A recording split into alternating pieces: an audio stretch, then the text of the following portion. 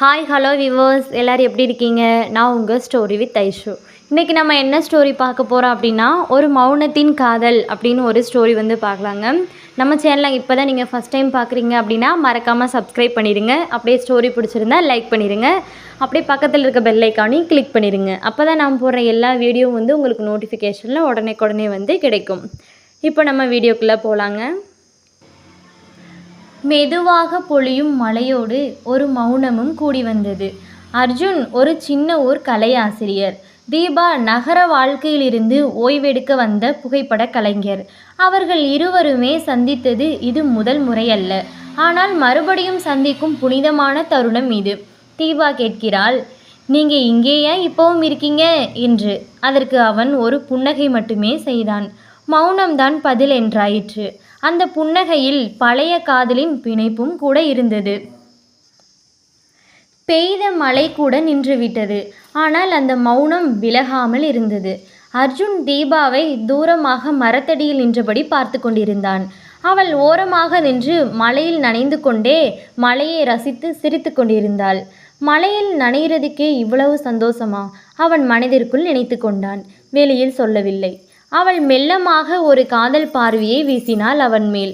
நான் பேசலன்னு நீ நினைக்காத, என்னோட மனசு முழுக்க வலி இருக்குது என்று தன்னுடைய கண்களாலேயே பேசினாள் தீபா. இருவருமே முகத்தை பார்க்காமல் சிறிய புன்னகையை மட்டுமே செய்தனர்.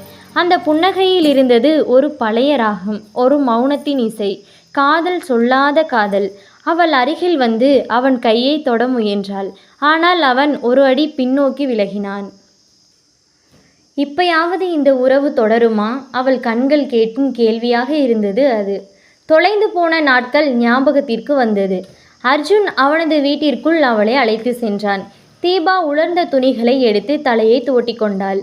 அவளது மோதிர விரலில் இப்பவும் அவன் கொடுத்த அந்த செம்பு மோதிரத்தை அணிந்திருந்தாள். இன்னும் இதை நீ அணுகிறாயா என்று அவன் கேட்கவில்லை. ஆனால் அவன் கண்கள் மட்டும் கேட்கிறது. அவள் பார்வையாலேயே பதில் சொன்னாள். அது தங்கம் அல்ல, ஆனால் அது என் எல்லா நினைவுகளையுமாய் கொண்டதாக உள்ளது. அவன் மெதுவாக சிரித்தான். அவளோ தன்னிடமிருந்து ஒரு பழைய புகைப்படத்தை எடுத்தாள். அதில் 2 வருடத்திற்கு முன்பு கல்லூரி காலத்தில் புன்னகையோடு கையோடு கை பிணைத்திருந்தனர். நாம் ஒருவரை ஒருவர் விட்டுட்டோம்னு நினச்சிருந்தேன். ஆனால் நாம் ஒருவரை ஒருவர் இழந்ததே இல்லை. மழைத்துளிகள் கதவு கண்ணாடியில் இசைக்க அவள் கையை அவன் முழுமையாக பிடித்தான்.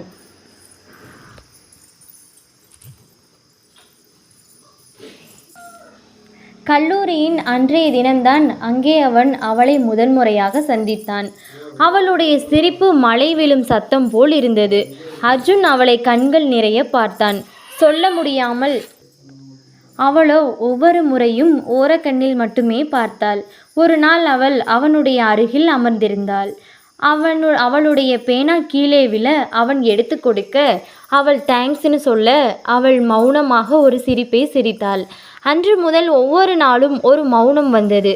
அவள் பார்வையிலேயே அவன் வெறும் பார்வையோடு நிற்பான். அவள் பஸ்ஸில் ஏற அவன் வெறும் பார்வையோடு நிற்பான்.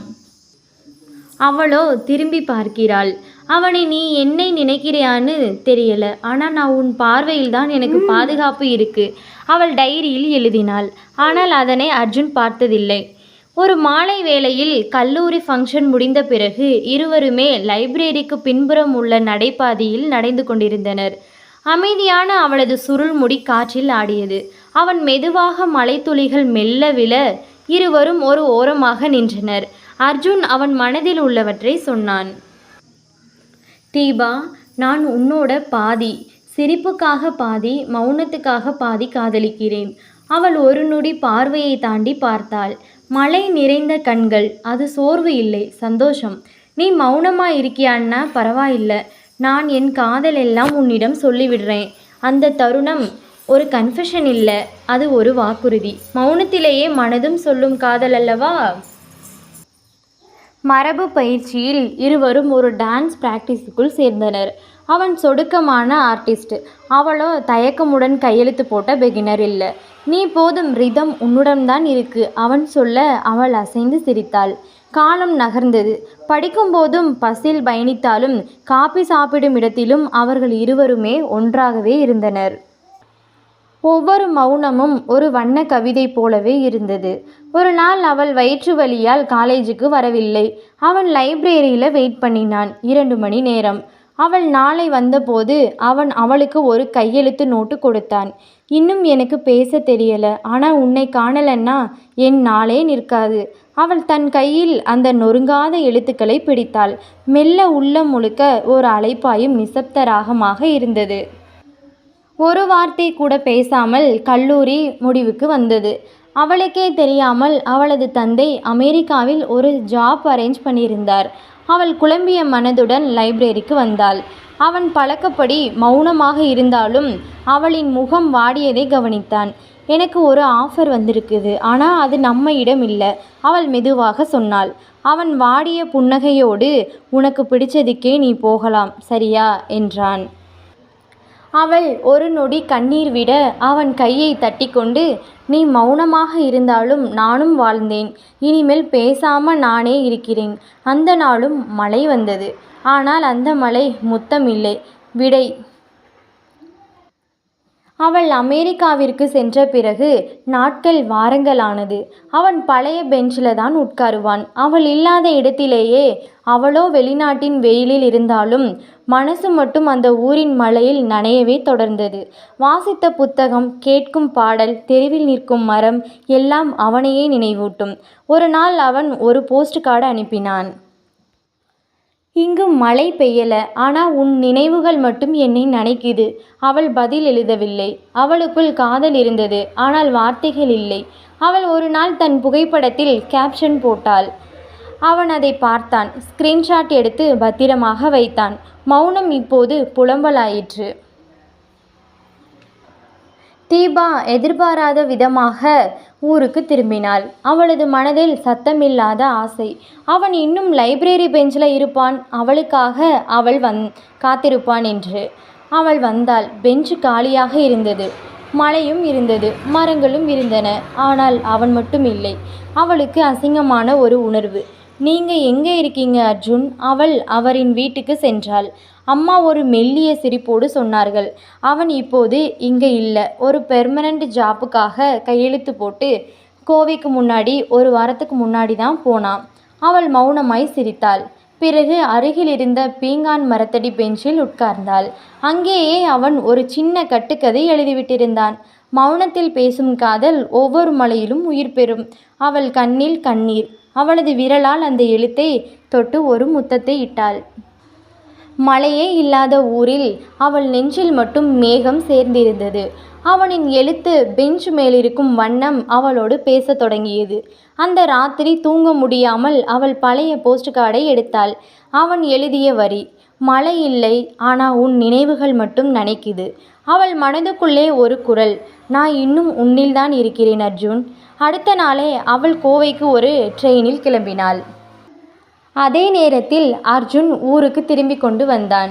அவன் வீட்டின் கதவை திறந்தபோது அவளது பழைய பை வாசலில் அவளோ லைப்ரரிக்கு சென்றிருந்தாள். அந்த மழையில் இருவரும் வேறு வேறு இடங்களில் ஒருவருக்கொருவர் நினைத்து கொண்டிருந்தனர். அவர்கள் மீண்டும் சந்திக்கிறார்கள், ஒரு மழையில், ஒரு மௌனத்தில். ஆனால் இந்த முறை ஒரு வார்த்தை கூட சொல்லாமல் இருவரும் காதலால் மூடியிருக்கிறாங்க.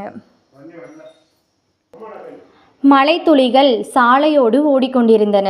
தீபா லைப்ரரிக்குள் நுழைந்தாள். பழைய பெஞ்ச் பக்கம் நடந்தாள். பார்வை தவிர வேறொன்றும் இல்லாத அந்த இடம் திடீரென்று பின் கதவுக்குள் ஒரு நிழல் வந்தது. அர்ஜுன். அவன் பேசவில்லை, அவளும் ஒன்றும் சொல்லவில்லை. இருவரும் பார்த்தார்கள். முழு உலகமே இருவரின் கண்களில் தங்கிய மாதிரி இருந்தது.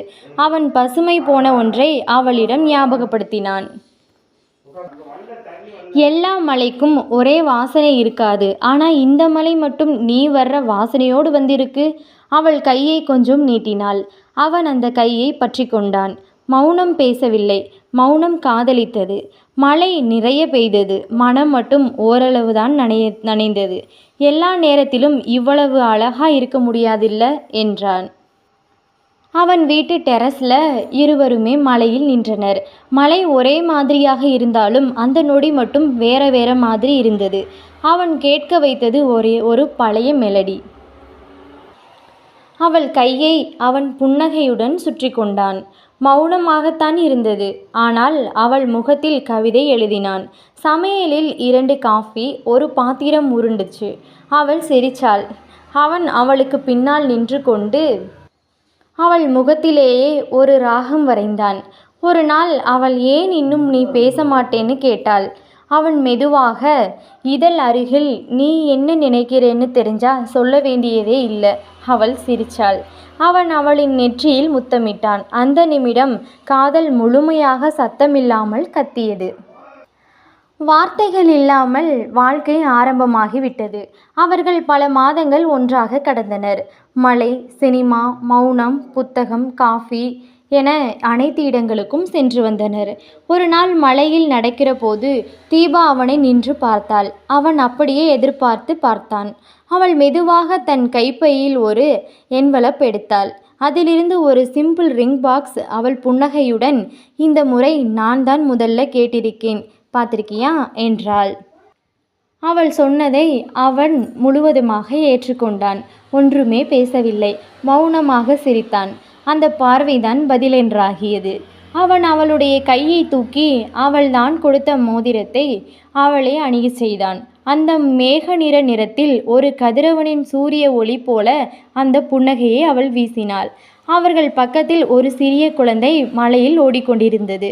அவள் பார்த்து சொன்னாள், ஒரு நாள் நம்ம குழந்தையும் இப்படி தான் விளையாடுவாங்க இல்லை இந்த மலையில். அவன் அப்படியே அவளின் தோளில் சாய்ந்தான். சொல்லாமலே ஒரு கனவுக்கு வழி கொடுத்தான். நம்ம வீடியோவுக்கு இடையில ஒரு சின்ன இன்ஃபர்மேஷனுங்க. அது என்ன அப்படின்னா, this video sponsored by Bymote shopping app. Bymote shopping application is one of the online shopping app now available and play store and app store. Bymote shopping. இந்த ஆப்போட லிங்க் வந்து டிஸ்கிரிப்ஷனில் கீழே கொடுத்துருக்கேன். மறக்காமல் செக் பண்ணி பார்த்துக்கோங்க. இந்த ஆப் வந்து ப்ளே ஸ்டோர்லேயும் அவைலபிளாக இருக்குது. நீங்கள் அங்கேயும் மறக்காமல் செக் பண்ணி பார்த்துக்கலாம். உங்கள் வீட்டுக்கு தேவையான பொருட்கள்லாம் வந்து இதை கம்மியான விலையில் இங்கே வந்து வாங்கிக்கலாம். மௌனத்தின் ஒரு குடும்பம் 5 வருடங்கள் கடந்துவிட்டது. மழை இன்னும் அவளும் அவனும் ஒரே மாதிரியாக தான் இருக்கு. அவர்கள் வீட்டு பால்கனியில் ஒரு சின்ன பையன் மலையில் கையை நீட்டி சிரிக்கிறான். அவன் பெயர் மீகம். மௌனத்திலேயே பிறந்த பாசத்தின் பெயர் அது. தீபா ஒரு புது டைரியை கிளிக்ஸுடன் எழுதுகிறாள். நானும் அர்ஜுனும் இன்னும் பேசுவதே இல்லை. ஆனால் எப்போதுமே ஒருவருக்கொருவர் புரிந்து கொள்கிறோம். காதல் சத்தமில்லாத இசைதான் அல்லவா என்று எழுதுகிறாள். அர்ஜுன் உள்ளே வந்து மீகமை தூக்கினான். அப்பா என்று குழந்தை சொல்ல அவன் சிரித்தான். முதல்ல மழை விழுந்ததிலேயே அவன் பேச ஆரம்பித்தான். அந்த வார்த்தை அப்பா. அந்த நாள் மௌனம் காதலாக இருந்ததை வாழ்வாக்கியது. ஒரு மௌனத்தின் காதல் மழை. அந்த நாளும் வந்தது. தீபா, அர்ஜுன் மற்றும் மீகம் எல்லாருமே மழையில் நனைஞ்சிக்கிட்டே உள்ளே வர்றாங்க. விண்டோ கிட்ட அமர்ந்திருக்கு 3 பேருமே அந்த மலையை வேடிக்கை பார்க்குறாங்க. மலை கதவை தட்ட அர்ஜுன் மெதுவாக சிரித்தான். தீபா அந்த சிரிப்பை பார்த்து அவனிடம் எழுதினாள். நீ பேசாமல் வாழ்ந்ததால் தான் நான் காதலை ஒவ்வொரு நாளும் கேட்க முடிந்தது. அவன் டைரியில் பதில் எழுதியான். நீ என் மௌனத்திலேயே காதலை கண்டவள். நம்ம மௌனம்தான் நம்மளோட மொழி. அந்த வார்த்தை கண்ணீர் இல்லாமலும் கோலாகலம் இல்லாமலும் ஒரு வாழ்க்கையின் அழகான முடிவை சொன்னது. மழையும் நின்றது. காதல் இல்லைன்னு சொல்லவே முடியாது.